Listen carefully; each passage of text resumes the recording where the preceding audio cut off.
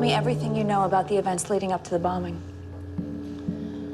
We finished assembling the stink bombs around 8 that night. The last of the plant workers would be out by then. Was there anything unusual about that night? We were all in pretty good spirits. Any drugs or alcohol present? No. We got lit after a stunt, never before.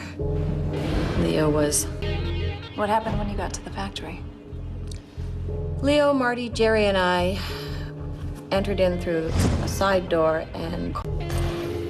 Leo had the key? No, it was unlocked. Didn't you think that was unusual? I was running on pure adrenaline. All I was thinking about was nailing that fascist Watts. Go on. Well, it all happened pretty fast after that. Jerry started screaming about Watts, that he was still in the building. Was he alive? I have no idea. They saw him through the glass. He was in another room. Down that he was slumped in a chair. And Leo told us to abort and to run like hell, but I guess Jerry wanted to make sure that Watts was okay.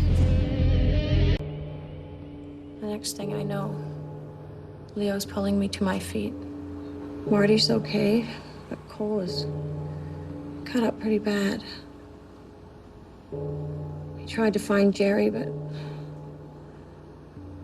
there's just blood everywhere. Marty took Cole to a doctor friend nearby. And Leo and I split up, and that's the last thing I heard from any of them. Is it possible that Leo knew more than he was letting on? What?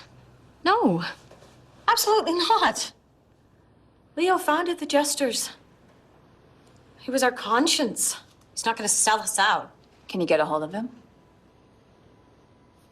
We went underground after the bombing. And the last time he called me was in '88, and Ted and I were living in Atlanta. I don't know how he got a hold of me then, and I have no idea where he is now.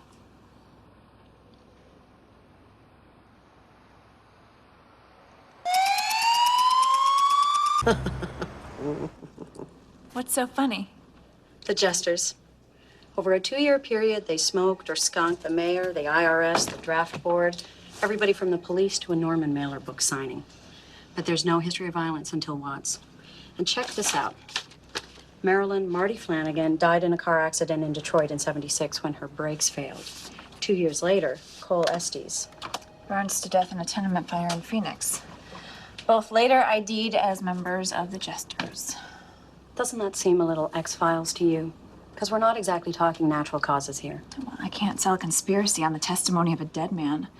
Without Red, we have no magic bullet. Here, I'm almost finished compiling the calls and client lists from Watts' appointment book. Great.